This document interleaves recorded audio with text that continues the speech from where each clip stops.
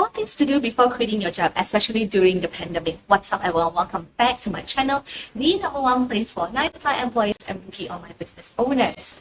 Before we begin, remember to hit the notification bell and subscribe to my channel. Every single week, I'll be posting content related to online business and additional income stream for 9 to 5. Let's dive in now.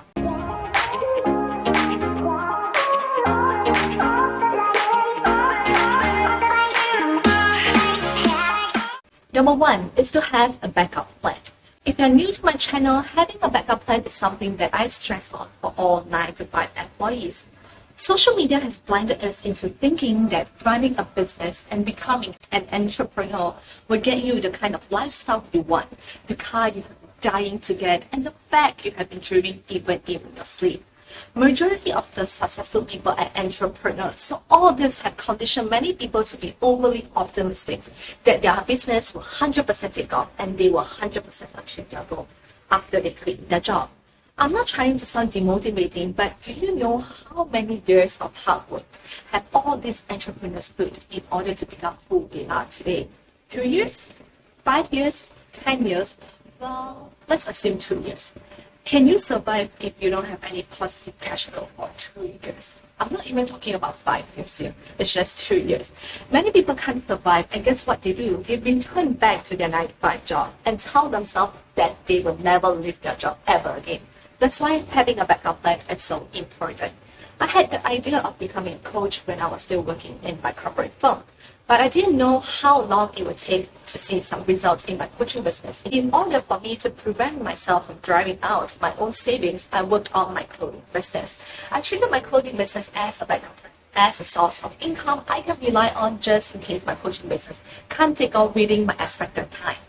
Every day after work, regardless if I work at midnight, I will show up for my clothing business. I will post content, reply to customers, and think of a way to boost my sales. Did some advertisements, and go on live every Saturday. Was it tiring? Of course it was. I had to juggle between my corporate job and my clothing business. But my ego to leave my corporate job was so strong, the only thing I would think of is just to do it and keep going.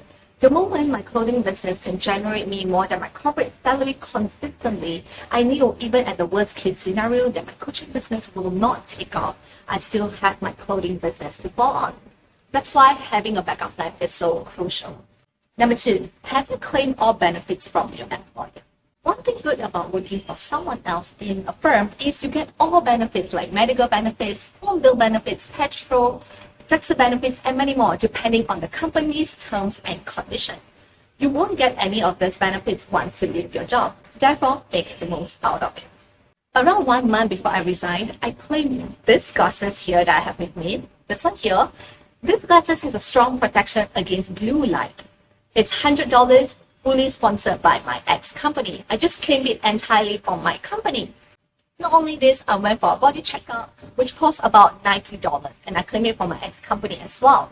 That's about it, because I only worked for the company for almost 2 years and I left in June. So all these claims were prorated, and honestly, I wasn't able to claim much because I only worked in the company for 2 years. But the whole point is, remember to claim all these benefits from your company before you resign. I actually had some remaining balance that I was able to claim for my car service. But I didn't set enough time for that. So a tip for you is to set more time prior to you resigning, especially if you don't know how long your notice period is. Third, do you have enough emergency fund? You might be wondering how much money is enough. Too much money reserved as an emergency fund is no good because majority of the people will save their emergency funds in their savings account because it's safe and accessible. But the interest rate earned from a saving account is so little, it doesn't outpace the inflation rate, which means you're losing money. So the more emergency fund you save in your savings accounts, the higher your losses are. Therefore, you should consider 3 things to determine a sufficient amount of money to put aside as the emergency fund. Number 1, your financial situation, whether you have commitments and your family size. Second, your current work situation. How much do you earn per month?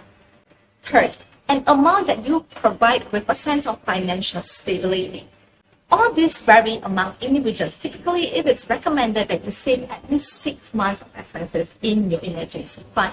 Treat your emergency fund like an insurance policy. It's something to protect yourself if anything goes wrong. So approach the emergency savings the same way you would approach to an insurance policy. You want to select enough coverage, but you do not want to choose so much that you are wasting money on your premiums. Or in this case, having your money sit around earning nothing. If 6 months of expenses will be sufficient in your world and you can sleep well at night, then by all means. This is just my advice and experience gained after working in an asset management company and for 2 years and from my finance degree. But if you want to know more in depth about your financial planning, you may check out Louis Bay. He's an expert in personal finance management. Be sure to check out his channel and hit the subscribe button if you're interested to find out more on personal finance. Fourth, do you have a business plan? Some people want to quit their job and take a break for 2 years or so. This is perfectly fine to recharge your mental health. But what's your business plan once you're back? I'm not referring to a long, complicated business plan for huge organizations. I'm referring to a simple one.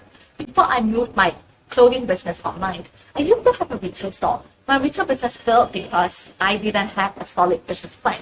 If you would have asked me 1 year ago, what was my goal? What would I do differently to attract more customers? I just had no idea because literally every day I would just sit and wait for customers to come and blame the economy if my sales were bad. My business plan and strategy was so fluffy. A solid business plan includes asking yourself these few questions, and you must be firm and clear towards each. First, is the business you're planning to do easily hit by a crisis or a pandemic? With pandemic forcing so many businesses to shut down, you wouldn't want to dig a hole and jump into it yourself, would you? Second, do you need to stock up a lot in inventories? Inventories will kill a lot of businesses because they are illiquid. In order to clear them, chances are you have to sell at a huge discount. Oftentimes, you won't be able to clear everything. I've closed my retail store in October 2019. And up till now, I still can't manage to clear all of the inventory. This is how illiquid these assets are. Third, do you have a business framework, a step-by-step strategy that you can follow and put on autopilot? Fourth, are you able to turn your products and services and digital assets and sell online? Do you know how to turn it into a digital asset and sell? Fifth, what is your business visibility level? What is your marketing plan to boost up the visibility? Remember, my retail business failed because I had no clue to answer any of this. If you can't answer any of this, it's alright, we're all here to learn. I compiled the framework into 4 bite-sized step-by-step strategies that are easy for you to learn completely for free. I'll put the link in the comment section and description box down below. If you're interested, you can download it. I hope these 4 tips are helpful for you. Don't forget to check out these 2 videos that I have for you. Again, I appreciate you and thanks for watching all the way until here. I'll see you in the next video.